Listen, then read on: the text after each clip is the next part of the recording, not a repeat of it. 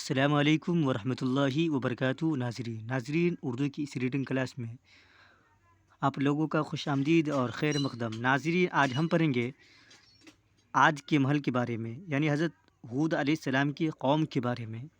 چلیے، جو new viewers اس channel پہ آئے ہیں ضرور اس کو سبسکرائب کریں۔ چلیے شروع کرتے بنا تاخیر کے۔ بسم اللہ الرحمن الرحیم۔ عاد کے محل۔ عاد کا کوئی کام نہ تھا، بس کھانا پینا، شراب کباب، ناچ گانا، کھیل کود، سیر و تفریح، عیش و آرام، یہی ان کا مشغلہ تھا۔ اسی میں ان کا دن تمام ہوتا تھا اور اسی میں راتیں گزرتی تھی۔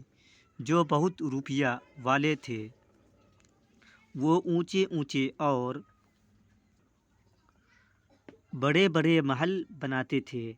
ان کو دیکھ دیکھ کر خوش ہوتے تھے، اتراتے پھرتے تھے کہ ہماری بڑی کوٹھی ہے، ہم بہت امیر آدمی ہیں۔ وہ اپنا سارا روپیہ کوٹھیوں کے بنانے میں خرچ کر دیتے تھے۔ جہاں کوئی خالی جگہ دیکھی وہیں ایک کوٹھی بنا لی، چاہے جس کی زمین ہو۔ اس سے ان کو کیا مطلب، ان کا شوق پورا ہو جائے، ان کو آرام مل جائے، دنیا چاہے جس حال میں ہو۔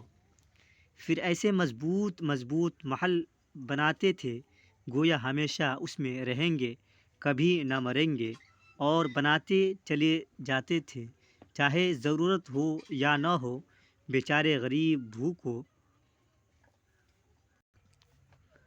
مرتے تھے، وہ مکان کہاں سے بناتے؟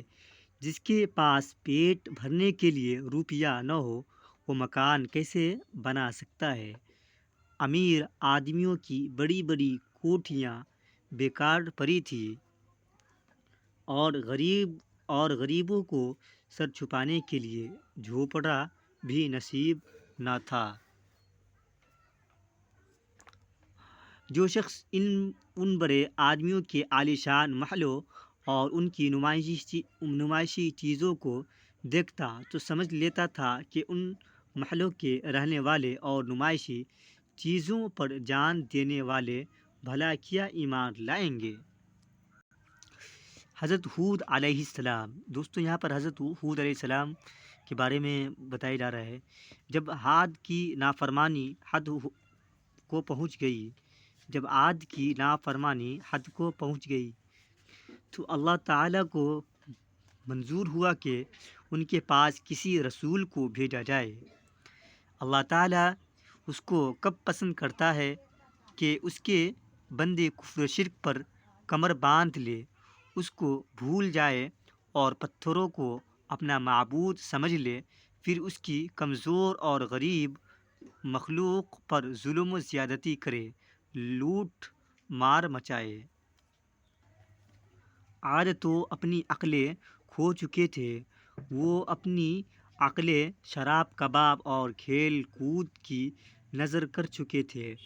محلوں کے بنانے اور اس کی زیبائش اور آرائش کی تجویزوں سے ان کے دماغ کو چھٹی نہ رہی تھی۔ اب وہ دین کی بات کیسے سمجھتے؟ دنیا کے معاملہ میں بہت ہی سمجھدار اور عقل مند تھے، اور دین کے معاملہ میں بیوقوف سے بیوقوف اور غبی سے زیادہ غبی تھے۔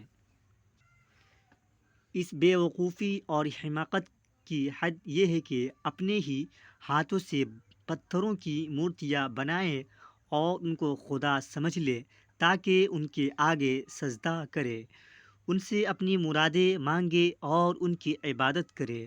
اللہ تعالیٰ کو منظور تھا کہ جو رسول ان کی طرف بھیجا جائے وہ انہی کے خاندان سے ہو تاکہ یہ ان کی بات سمجھ سکے اور ان سے مانوس ہوں۔ حضرت ہود علیہ السلام کے شریف گھرانہ میں حضرت ہود علیہ السلام عاد کے شریف گھرانہ میں پیدا ہوئے اور وہیں بڑھے اور پلے۔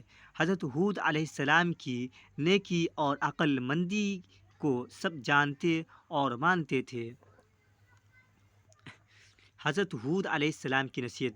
دوستو، جب حضرت ہود علیہ السلام نے اپنی قوم کو نصیحت کرنے کے لیے گئے تو ان کی قوم ان کے ساتھ کیا برتاؤ کیا، دیکھیے حضرت ہود علیہ السلام کی نصیحت۔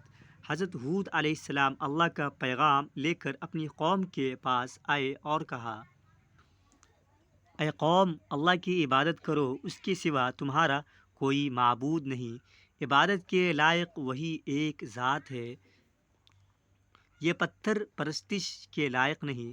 اے قوم، بڑے شرم کی بات ہے کہ تم پتھروں کو پوجو، پتھروں کی پرستش کرو، اور جس نے تم کو پیدا کیا اس کو بھول جاؤ اور اس کی عبادت و اطاعت سے منہ موڑ لو۔ اے قوم، بڑی حیرت کی بات ہے کہ کل تم نے اپنے ہاتھوں سے پتھروں کو تراش کر مورتیاں بنائی اور آج تم انہی مورتیوں کی پوجا کرنے لگے، ان کو اپنا معبود بنا لیا اور حقیقی معبود سچے بادشاہ کو بھلا دیا۔ اللہ تعالیٰ نے تم کو پیدا کیا، تمہارے رزق میں مال و اولاد میں، کھیتی باڑی میں برکت عطا فرمائی، پھر تمہیں سب سے زیادہ طاقتور بنایا اور اس ملک کی بادشاہت عطا فرمائی۔ کیا ان نعمتوں کا یہی حق تھا کہ اس کی بندگی چھوڑ کر بتوں کی بندگی اختیار کر لو اور ان کو اپنا معبود سمجھ لو؟ تمہیں تو چاہیے تھا کہ ان بڑی بڑی نعمتوں اور پروردگار کی ان بخششوں پر اس کا شکر ادا کرتے، اس کو اپنا معبود سمجھتے، اس کی عبادت میں کسی کو شریک نہ ٹھہراتے، اسی کے آگے سجدہ کرتے، اسی سے اپنی مرادیں مانگتے اور اسی سے اپنی خواہشوں کا اظہار کرتے، اسی پر بھروسہ کرتے۔ تم پر لازم تھا کہ اللہ کی دی ہوئی نعمتوں کو کھا کر اللہ کا شکر ادا کرتے، اس کی دی ہوئی چیزوں سے فائدہ اٹھا کر اس کی عبادت کرتے۔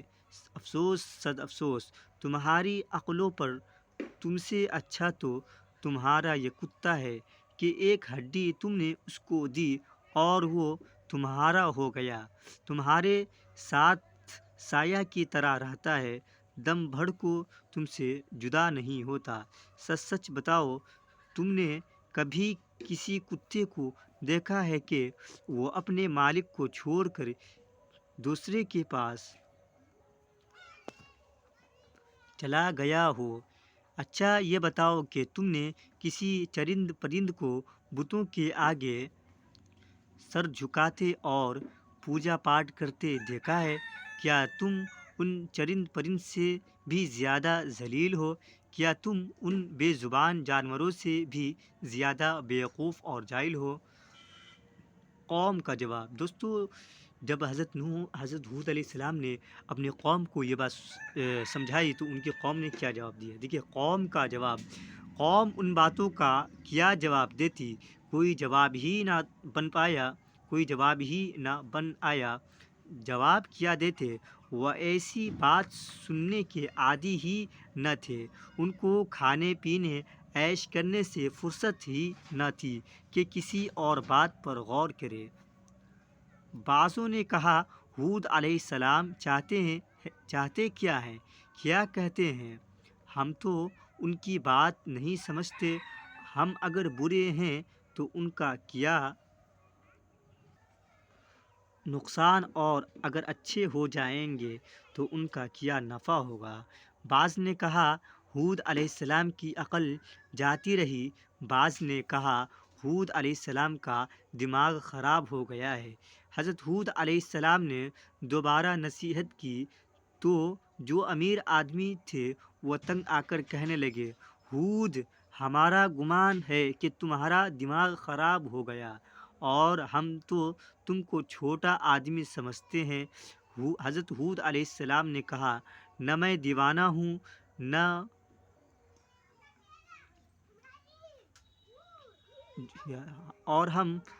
اور ہم تو تم کو جھوٹا آدمی سمجھتے ہیں۔ حضرت ہود علیہ السلام نے کہا، نہ میں دیوانہ ہوں، نہ بیوقوف ہوں، نہ میں جھوٹ بولتا ہوں، میں سچ کہتا ہوں کہ میں تمہارا رسول ہوں۔ مجھ کو اللہ نے تمہارے ہدایت کے لیے نبی بنا کر بھیجا ہے تاکہ میں تم کو اچھی بری باتوں سے آگاہ کروں اور تم کو اس برے دن کے عذاب سے ڈراؤں جس کے آنے میں کوئی شک نہیں۔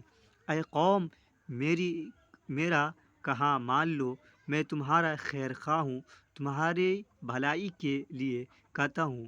اگر میرا کہنا مان لو گے تو تمہارا ہی بھلا ہوگا۔ قوم بھلا ایسی باتیں کب سن سکتی تھی؟ اس تذکرہ سے ان کے کان ہی ناآشنا تھے۔ ان سے تو کوئی دنیا کی باتیں کرتا، ان کے اونٹ گھوڑوں کی، ان کے محلوں اور باغوں کی اور ان کی کاریگری کی تعریف کرتا تو خوش ہوتے اور مزہ لیتے۔ دین کی باتیں وہ کس دل سے سنتے؟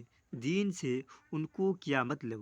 وہ اپنی اس زندگی پر نازا تھے، وہ ایسے مطمئن تھے گویا ہمیشہ زندہ رہیں گے، کبھی موت ہی نہ آئے گی، اور نہ کبھی بھولے سے اس کا خیال آیا کہ ہم دنیا میں کسی غرض سے آئے ہیں، ہمیں کیا کرنا چاہیے۔ کبھی انہوں نے ایک لمحہ کے لیے نہ سوچا کہ ہمیں مرنا ہے اور اللہ تعالیٰ کو منہ دکھانا ہے۔ قیامت قائم ہوگی، میدان حشر برپا ہوگا، گزرے اعمال کا حساب ہوگا۔ اس وقت کے لیے ہمیں کچھ کرنا چاہیے، نہ کریں گے تو کیا ہوگا؟ تو توبہ! وہ کیا سوچتے؟ ان کو عیش و آرام، کھانے پینے، کھیل تماشوں سے فرصت ملتی تو سوچتے۔ حضرت ہود علیہ السلام کی نرمی۔ حضرت ہود علیہ السلام برابر اپنی قوم کو سمجھاتے اور نصیحت کرتے رہے، نرمی اور محبت کے ساتھ ان کو اللہ کی دعوت دیتے رہے، مگر کیا اثر ہوتا؟ گناہ کرتے کرتے دل سیاہ ہو گئے تھے۔ حضرت ہود علیہ السلام نے بہت چاہا مگر ان کے دل ایمان کے نور سے منور نہ ہوئے۔ انہوں نے ایمان کی روشنی لینا ہی نہ چاہی، کوئی کیسے دیتا؟ ان کو یہ تاریکی ہی پسند تھی۔ حضرت ہود علیہ السلام نے کہا، اے قوم، کل تک تم مجھ کو اپنا بھائی اور اپنا دوست سمجھتے رہے اور آج مجھ کو بھول گئے، اب مجھ کو اپنا دشمن سمجھنے لگے۔ اے میرے بھائیو، یہ تو بتاؤ تم مجھ سے ڈرتے کیوں ہو؟ میری صورت دیکھ کر بھاگ کیوں جاتے ہو؟ کیا تم سمجھتے ہو کہ میں تم کو کسی قسم کا نقصان پہنچاؤں گا یا تم سے کچھ مانگ لوں گا؟ اے میرے عزیز بھائیو، میں تم کو نصیحت کرتا ہوں، وہ تمہارے ہی فائدے کے لیے کرتا ہوں، میرا اس میں کوئی فائدہ نہیں، میری تم سے کوئی غرض نہیں، میں اپنی محنت کی مزدوری تو اپنے پروردگار سے لوں گا، تم کیوں ڈرتے ہو؟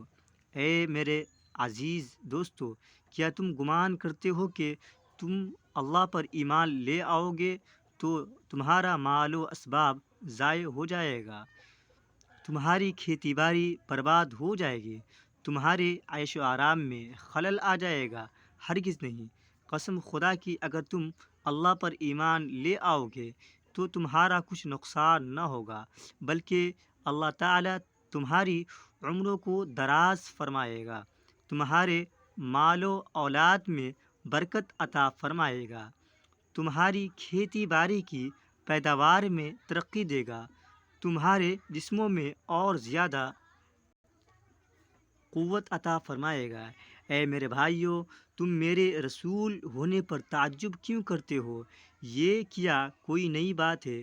اللہ تعالیٰ نے حضرت نوح علیہ السلام کو تمہارے اگلوں کے پاس جو تمہارے ہی باپ دادا تھے، کیا نبی بنا کر نہیں بھیجا تھا؟ کیا انہوں نے اپنی قوم کو نہیں سمجھایا تھا؟ کیا انہوں نے اپنی امت کو نہیں ڈرایا تھا؟ پھر میرے رسول ہونے پر کیوں حیرت ہے؟ پھر میرے نبی ہونے پر کیوں تعجب کرتے ہو؟ اللہ کا تو یہ قاعدہ نہیں کہ ہر ایک کے پاس جائے اور کہے کہ یہ بات اچھی ہے، اس کو اختیار کرو، اور یہ بات بری ہے، اس کو چھوڑ دو۔ اللہ تعالیٰ اپنے رسول ہی کے ذریعے اپنا پیغام پہنچاتا ہے، اور یہ اللہ تعالیٰ کی انتہائی محبت ہے کہ وہ رسول کو قوم ہی کے بھائی بندوں میں پیدا کرتا ہے اور رسالت کا شرف بخشتا ہے، تاکہ وہ اچھی طرح نرمی اور محبت کے ساتھ سمجھائے اور نصیحت کرے۔ اس لیے مجھ کو بھی اللہ تعالیٰ نے تمہاری ہدایت کے لیے بھیجا ہے، تاکہ تم کو سمجھاؤں اور بری بھلی بات سے آگاہ کروں۔ اے قوم، تمہارے پاس تمہارے پروردگار کی طرف سے ایک ڈرانے والا اور سمجھانے والا آیا تو تم اس پر حیرت کیوں کرتے ہو؟ اس کو انوکھی اور نرالی بات کیوں سمجھتے ہو؟ قوم کا تنگ آ کر جواب دینا۔ دوستو، جب حضرت حود علیہ السلام اپنے قوم کو سمجھاتے تھک گئے تو ان کی قوم نے کیا جواب دیا؟ دیکھیے، قوم کا تنگ آ کر جواب دینا۔ قوم نے حضرت حود علیہ السلام کی نصیحت سنی۔ جب کوئی جواب نہ بن آیا تو کہتے کیا ہے؟ اے حود، ہمارے معبود تم سے خفا ہو گیا ہے، اس کی ناراضگی کی وجہ سے تمہاری عقل ٹھکانہ نہیں رہی۔ یہ ہمارے معبود ہی کے غصہ کا اثر ہے جو تم ایسی بہکی باتیں کرتے ہو، کوئی عقل کی بات نہیں کرتے۔ حضرت حود علیہ السلام نے کہا، ارے یہ معبود، یہ تو پتھر کی مورتیاں تمہارے ہاتھوں کی گڑھی ہوئی ہے، یہ کیا نقصان پہنچائیں گی یا ان سے کسی کو کیا نفع پہنچ سکتا ہے؟ یہ پتھر کی مورتیاں نہ بول سکتی ہیں، نہ سن سکتی ہیں، نہ چل پھر سکتی ہیں، یہ میری عقل کیا خراب کریں گی؟ خوب بات تم نے کہی ہے۔ اصل بات یہ ہے کہ تمہاری عقل تو خود ٹھکانہ نہیں رہی، تمہارے دلوں سے اچھے برے کی تمیز اٹھ گئی۔ اب تم کیوں میری بات کو اچھا سمجھنے لگے؟ سن لو، یہ تمہارے معبود نہ کسی کے ساتھ بھلائی کر سکتے ہیں نہ برائی، نہ کسی کو نفع پہنچا سکتے ہیں نہ نقصان۔ اچھی طرح سمجھ لو کہ تم بھی اس کی قدرت نہیں رکھتے کہ کسی کو نفع پہنچاؤ یا نقصان، کسی کو مالا مال کرو یا برباد۔ یہ سب اللہ کے اختیار میں ہے، مخلوق کے اختیار میں کچھ نہیں ہے۔ اللہ کے قبضے میں سب کچھ ہے، اس کے حکم کے بغیر ایک پتا بھی نہیں ہل سکتا، ایک تنکا اس کے حکم کے بغیر تم اٹھا نہیں سکتے۔ اے قوم، کان کھول کر سن لو، میں نہ تمہارے ان معبودوں پر ایمان لاؤں گا، نہ ان سے ڈروں گا اور نہ ڈرتا ہوں۔ مجھے تو ان سے نفرت ہے، میں ان کی صورت نہیں دیکھنا چاہتا، اور میں تم سے بھی نہیں ڈرتا اگر تمہاری پوری جماعت مل کر مجھے ستائے۔ جب بھی میں نہ ڈروں گا، میرا بھروسہ اللہ پر ہے، میں اپنے پروردگار پر بھروسہ کرتا ہوں جو میرا بھی پروردگار ہے اور تمہارا بھی۔